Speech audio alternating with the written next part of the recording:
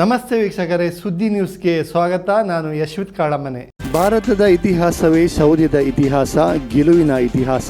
ಸಂಘಟನೆಯ ವತಿಯಿಂದ ಹಿರಿಯರ ಕಲ್ಪನೆಯಂತೆ ಶೌರ್ಯ ರಥಯಾತ್ರೆಯ ಮೂಲಕ ಧರ್ಮದ ಜಾಗೃತಿಗಾಗಿ ಇಡೀ ದೇಶಾದ್ಯಂತ ಸಂಚರಿಸುತ್ತಿದೆ. ಹಿಂದೂ ಬಾಂಧವರಲ್ಲಿ ಹಿರಿಯರು ತುಂಬಿದ ಆತ್ಮವಿಶ್ವಾಸವನ್ನು ಹೆಚ್ಚಿಸುವ ಉದ್ದೇಶದಿಂದ ರಥಯಾತ್ರೆ ಸಾಗುತ್ತಿದೆ ಎಂದು ಬಜರಂಗ ದಳ ದಕ್ಷಿಣ ಕನ್ನಡ ಪ್ರಾಂತ್ಯ ಕಾರ್ಯಕಾರಿಣಿ ಸದಸ್ಯ ರಘು ಜಿ ಸಕಲೇಶಪುರ ಹೇಳಿದ್ದಾರೆ. ಸುಳ್ಯದಲ್ಲಿ ವಿಶ್ವ ಹಿಂದೂ ಪರಿಷತ್ ಬಜರಂಗ ದಳದ ಶೌರ್ಯ ಜಾಗರಣ ರಥಯಾತ್ರೆ ಆಗಮನದ ಸಂದರ್ಭದಲ್ಲಿ ಚೆನ್ನಕೇಶವ ದೇವಸ್ಥಾನದ ಮುಂಭಾಗದ ವೇದಿಕೆಯಲ್ಲಿ ನಡೆದ ಹಿಂದೂ ಶೌರ್ಯ ಸಂಗಮದ ಕಾರ್ಯಕ್ರಮದಲ್ಲಿ ಅವರು ದಿಕ್ಸೂಚಿ ಭಾಷಣ ಮಾಡಿದರು. ರಥಯಾತ್ರೆ ಸಮಿತಿ ಅಧ್ಯಕ್ಷ ವೆಂಕಟ ಒಳಳಂಬೆ ಅಧ್ಯಕ್ಷತೆ ವಹಿಸಿದ್ದರು. ಸಮಿತಿ ಗೌರವಾಧ್ಯಕ್ಷೆ ಶಾಸಕಿ ಕುಮಾರಿ ಭಾಗೀರಥಿ ಮುರುಳ್ಯ, ಮಾಜಿ ಸಚಿವ ಎಸ್ ಅಂಗಾರ, ಬಜರಂಗ ದಳ ದಕ್ಷಿಣ ಕನ್ನಡ ಪ್ರಾಂತ್ಯ ಸಹ ಸಂಯೋಜಕ ಮುರಳೀಕೃಷ್ಣ ಸಂದರ್ಕ, ವಿಎಚ್ಪಿ ತಾಲೂಕು ಅಧ್ಯಕ್ಷ ಸೋಮಶೇಖರ ಪೈಕ, ಮಂಗಳೂರು ವಿಭಾಗ ಕಾರ್ಯದರ್ಶಿ ದೇವಿಪ್ರಸಾದ್ ಶೆಟ್ಟಿ, ವಿಎಚ್ಪಿ ಕಡಬ ತಾಲೂಕು ಅಧ್ಯಕ್ಷ ರಾಧಾಕೃಷ್ಣ ಕೊಲ್ಪೆ, ಕಾರ್ಯದರ್ಶಿ ರಜತ್ ತಡ್ಕಾರು, ಕಾರ್ಯದರ್ಶಿ ಜಯಂತ ಕಲ್ಲಗದ್ದೆ, ಕಾರ್ಯದರ್ಶಿ ನವೀನ್ ಇಲಿಮಲೆ, ಹರಿಪ್ರಸಾದ್ ಇಲಿಮಲೆ, ಭಾನುಪ್ರಕಾಶ್ ಪಲತರ್ಕ, ಡಾಕ್ಟರ್ ಕೃಷ್ಣ ಪ್ರಸನ್ನ, ಸಂದೀಪ್ ಒಳಲಂಬೆ ಉಪಸ್ಥಿತರಿದ್ದರು. ರಥಬೀದಿಯಲ್ಲಿರುವ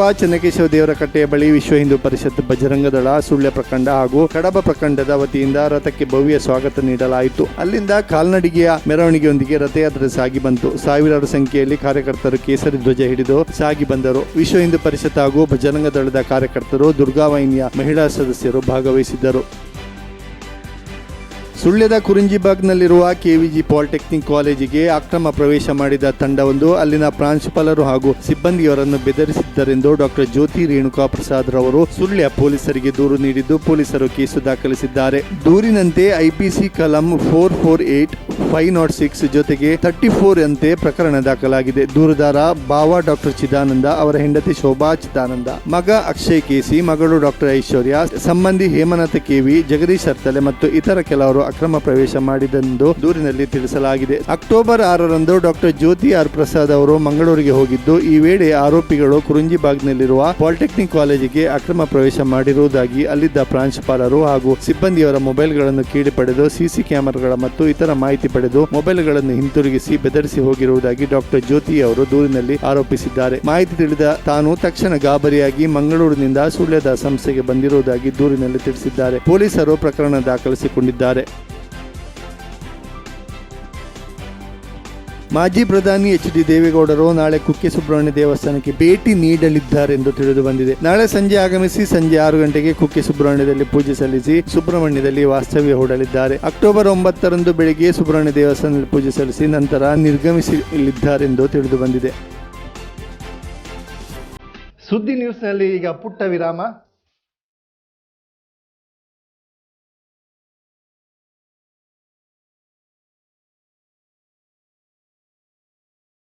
ಯಶಸ್ವಿ 10ನೇ ವರ್ಷ ಪೂರೈಸಿ 11ನೇ ವರ್ಷಕ್ಕೆ ಪಾದಾರ್ಪಣೆ.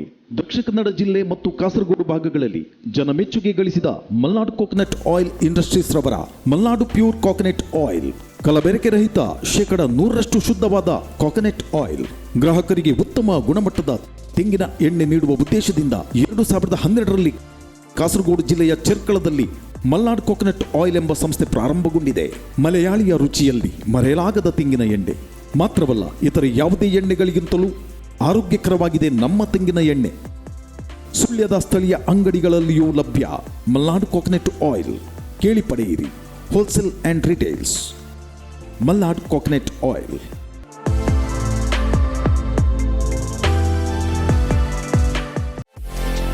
Karnataka Agrigarden nursery, Mogarpane, Halegate, Sullia. ನಮ್ಮಲ್ಲಿ ಉತ್ತಮ ತಳಿಯ ಹೈಬ್ರಿಡ್ ತೆಂಗಿನ ಗಿಡಗಳು ಹಾಗೂ ಉತ್ತಮ ತಳಿಯ ಅಡಿಕೆ ಗಿಡಗಳಾದ ಇಂಟರ್ಮಂಗಳ, ಮೋಹಿತ್ ನಗರ, ಸೈಗನ್, ರತ್ನಗಿರಿ, ಸುಮಂಗಲ, ಊರಿನ ಮಂಗಳ ಹಾಗೂ ಗೇರು ತಳಿಗಳು ಮತ್ತು ಕಸಿ ಜಾಯಿಕಾಯಿ ಗಿಡಗಳು, ಹಣ್ಣಿನ ಗಿಡಗಳು, ಕಾಳು ಮೆಣಸಿನ ಕಸಿ ಗಿಡ ಪಣಿಯೂರು 7 ಲಭ್ಯವಿದೆ ಹಾಗೂ ಶತಮಂಗಲ ಅಡಿಕೆ ಗಿಡಗಳು ಲಭ್ಯವಿದೆ. Karnataka Agrigarden nursery, Mogarpane, Halegate, Sullia. Mobile 9048865019.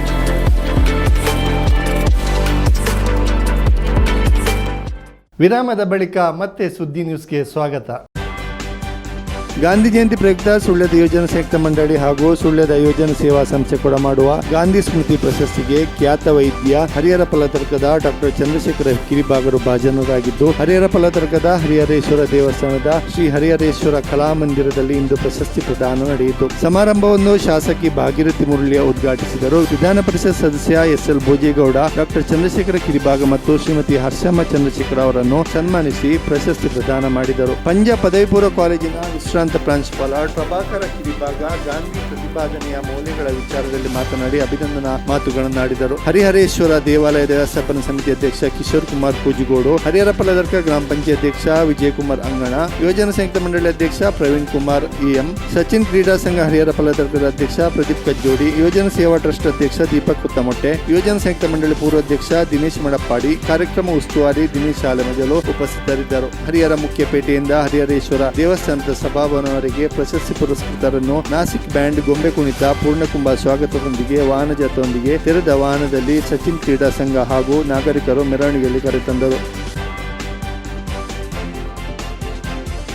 Sullia ತಾಲೂಕಿನ ಪಂಚಾಯತ್ಗಳ ಪಿಡಿಒಗಳನ್ನು ತಾತ್ಕಾಲಿಕ ನೆಲೆಯಲ್ಲಿ ವರ್ಗಾವಣೆಗೊಳಿಸಲಾಗಿದೆ. ಕೊಲ್ಲಮುಗ್ದ ಗ್ರಾಮ ಪಂಚಾಯತ್ನ ಪಿಡಿಒ ರವಿಚಂದ್ರರಿಗೆ ಉಬರಡ್ಕ ಗ್ರಾಮ ಪಂಚಾಯತ್ಗೆ ವರ್ಗಾವಣೆಯಾಗಿದೆ. ಇದರ ಜೊತೆಗೆ ಅವರಿಗೆ ಮಡಪ್ಪಾಡಿ ಪಿಡಿಒ ಹೆಚ್ಚುವರಿ ಜವಾಬ್ದಾರಿ ನೀಡಲಾಗಿದೆ. ಉಬರಡ್ಕದಲ್ಲಿ ಪಿಡಿಒ ಆಗಿದ್ದ ವಿದ್ಯಾಧರ ಕುಡೆಕಲ್ಲರಿಗೆ ಕೊಲ್ಲಮುಗ್ದ ಪಿಡಿಒ ಆಗಿ ನಿಯೋಜನೆ ಮಾಡಲಾಗಿದೆ. ಕಲ್ಮರ್ಕದ ಪಿಡಿಒ ಪ್ರವೀಣ್ರಿಗೆ ಕುಡಿಯಾಲ ಗ್ರಾಮ ಪಂಚಾಯತ್ ಪಿಡಿಒ ಆಗಿ ವರ್ಗಾವಣೆಯಾಗಿದ್ದು, ಅವರಿಗೆ ಬೆಳ್ಳಾರಿ ಗ್ರಾಮ ಪಂಚಾಯತ್ ಪಿಡಿಒ ಹೆಚ್ಚುವರಿ ಜವಾಬ್ದಾರಿ ವಹಿಸಲಾಗಿದೆ. ಐವನಾಡು ಪಿಡಿಒ ಶ್ಯಾಮ್ ಪ್ರಸಾದ್ರಿಗೆ ಹರಿಹರ ಫಲತರ್ಕ ಗ್ರಾಮ ಪಂಚಾಯತ್ ಪಿಡಿಒ ಆಗಿ ಹೆಚ್ಚುವರಿ ಪ್ರಭಾರ ವಹಿಸಲಾಗಿದೆ. ಕುಡಿಯಾಲ ಪಿಡಿಒ ಜಯಂತ್ರನ್ನು ಪಂಜ ಪಿಡಿಒ ಆಗಿ ನಿಯೋಜಿಸಲಾಗಿದ್ದು, ಅವರಿಗೆ ಮರ್ಕಂಜ ಗ್ರಾಮ ಪಂಚಾಯತ್ ಹೆಚ್ಚುವರಿ ಪ್ರಭಾರ ವಹಿಸಲಾಗಿದೆ. ಕಲ್ಮರ್ಕ ಗ್ರಾಮ ಪಂಚಾಯತ್ ಕಾರ್ಯದರ್ಶಿ ಗೋಪಾಲಕೃಷ್ಣರನ್ನು ಪಂಜ ಗ್ರಾಮ ಪಂಚಾಯತ್ ಕಾರ್ಯದರ್ಶಿಯಾಗಿ ನಿಯೋಜಿಸಲಾಗಿದೆ. ಕಳಂಜ ಗ್ರಾಮ ಪಂಚಾಯತ್ ಪಿಡಿಒ ಗೀತಾರನ್ನು ಸುಳ್ಯ ತಾಲೂಕು ಪಂಚಾಯತ್ಗೆ ಪಂಚಾಯತ್ ರಾಜ್ ಸಹಾಯಕ ನಿರ್ದೇಶಕರಾಗಿ ನಿಯೋಜಿಸಲಾಗಿದೆ. ಕುಡಿಯಾಲ ಪಿಡಿಒ ಆಗಿದ್ದ ಚಂದ್ರವತಿಯವರನ್ನು ಪಂಜ ಗ್ರಾಮ ಪಂಚಾಯತ್ ಪಿಡಿಒ ಆಗಿ ನಿಯೋಜಿಸಲಾಗಿತ್ತು. ಇದೀಗ ಪಂಜಕ್ಕೆ ಜಯಂತ್ರ ಅವರು ಬಂದಿರುವುದರಿಂದ ಚಂದ್ರವತಿಯವರು ಜಿಲ್ಲಾ ಪಂಚಾಯತ್ನಲ್ಲಿ ವರದಿ ಮಾಡಿಕೊಂಡಿರುವುದಾಗಿ ತಿಳಿದು ಬಂದಿದೆ.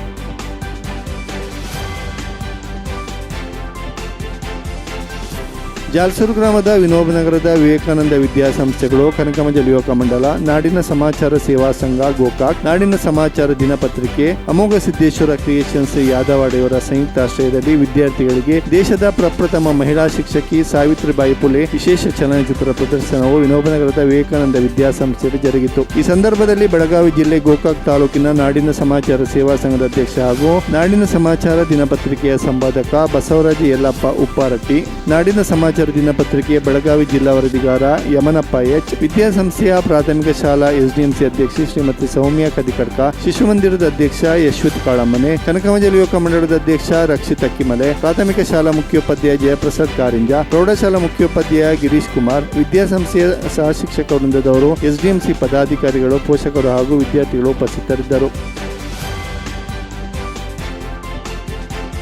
ಮಾಜಿ ಸಚಿವ ಎಸ್ ಅಂಗಾರರವರು ಶಾಸಕರಾಗಿದ್ದ ಸಂದರ್ಭ ರು. ಲಕ್ಷ ಅನುದಾನದಲ್ಲಿ ಕುಳಾಯಿತೋಡಿ ಅಂಬೇಡ್ಕರ್ ಸಂಪರ್ಕ ರಸ್ತೆ ಕಾಂಕ್ರೀಟೀಕರಣಗೊಂಡಿದ್ದು, ಇದರ ಉದ್ಘಾಟನೆ ಕಾರ್ಯಕ್ರಮ ನಡೆಯಿತು. ಎಸ್ ಅಂಗಾರರವರು ದೀಪ ಬೆಳಗಿಸಿದರು. ಕಾರ್ಯಕ್ರಮದಲ್ಲಿ ಶಾಸಕಿ ಭಾಗೀರಥಿ ಮುರುಳ್ಯ, ಕಲ್ಮರ್ಕ ಗ್ರಾಮ ಪಂಚಾಯತ್ ಅಧ್ಯಕ್ಷ ಮಹೇಶ್ ಕುಮಾರ್ ಕರಿಕಳ, ಉಪಾಧ್ಯಕ್ಷೆ ಶ್ರೀಮತಿ ಮೋಹಿನಿ ಉಪಸ್ಥಿತರಿದ್ದರು. ಸುಳ್ಯದಿಂದ ಮಂಡ್ಯಕ್ಕೊಲಿಗೆ ಹೋಗುವ ಖಾಸಗಿ ಬಸ್ನ ನಿರ್ವಾಹಕರೊಬ್ಬರು ರಿಕ್ಷಾ ಚಾಲಕರೊಬ್ಬರಿಗೆ ಪ್ರಯಾಣಿಕರನ್ನು ಕರೆದುಕೊಂಡು ಹೋಗಿದ್ದಾರೆಂಬ ಕಾರಣಕ್ಕಾಗಿ ವಿವೇಕಾನಂದ ಸರ್ಕಲ್ ಬಳಿ ಹಲ್ಲೆ ನಡೆಸಿದ್ದಾರೆಂದು ಆರೋಪಿಸಿ ರಿಕ್ಷಾ ಚಾಲಕರು ಸುಳ್ಯ ಠಾಣೆಯ ಆವರಣದಲ್ಲಿ ಜಮಾಯಿಸಿದ ಘಟನೆ ನಡೆಯಿತು. ನಿನ್ನೆ ಘಟನೆ ನಡೆದಿದ್ದು, ಪ್ರಸನ್ನ ಎಂಬ ರಿಕ್ಷಾ ಚಾಲಕರಿಗೆ ಹಲ್ಲೆ ನಡೆದಿರುವುದಾಗಿ ದೂರಲಾಗಿದೆ. ಹಲ್ಲೆ ನಡೆಸಿದ ಬಸ್ ನಿರ್ವಾಹಕನ ಮೇಲೆ ಕೂಡಲೇ ಕಾನೂನು ಕ್ರಮ ಕೈಗೊಳ್ಳಬೇಕೆಂದು ರಿಕ್ಷಾ ಚಾಲಕರು ಆಗ್ರಹಿಸಿದರು. ಇಲಿಮಲೆಪೇಟೆಯಲ್ಲಿ ಜ್ಞಾನದೀಪ ವಿದ್ಯಾಸಂಸ್ಥೆ ಎದುರುಭಾಗದ ರಸ್ತೆ ಬದಿ ಕಾರೊಂದು ಚಾಲಕ ನಿಯಂತ್ರಣ ತಪ್ಪಿ ಚರಂಡಿಗೆ ಬಿದ್ದಿದೆ. ಪರಿಣಾಮ ಕಾರಿನ ಮುಂಭಾಗ ಜಖಂಗೊಂಡಿದೆ. ಕಾರಿನಲ್ಲಿದ್ದವರು ಯಾವುದೇ ಅಪಾಯವಿಲ್ಲದೆ ಪಾರಾಗಿದ್ದಾರೆ. ಇದು ಈವರೆಗಿನ ಸುದ್ದಿ. ನಿರಂತರ ಅಪ್ಡೇಟ್ಗಳಿಗಾಗಿ ನೋಡ್ತಾ ಇರಿ ಸುದ್ದಿ ಚಾನೆಲ್.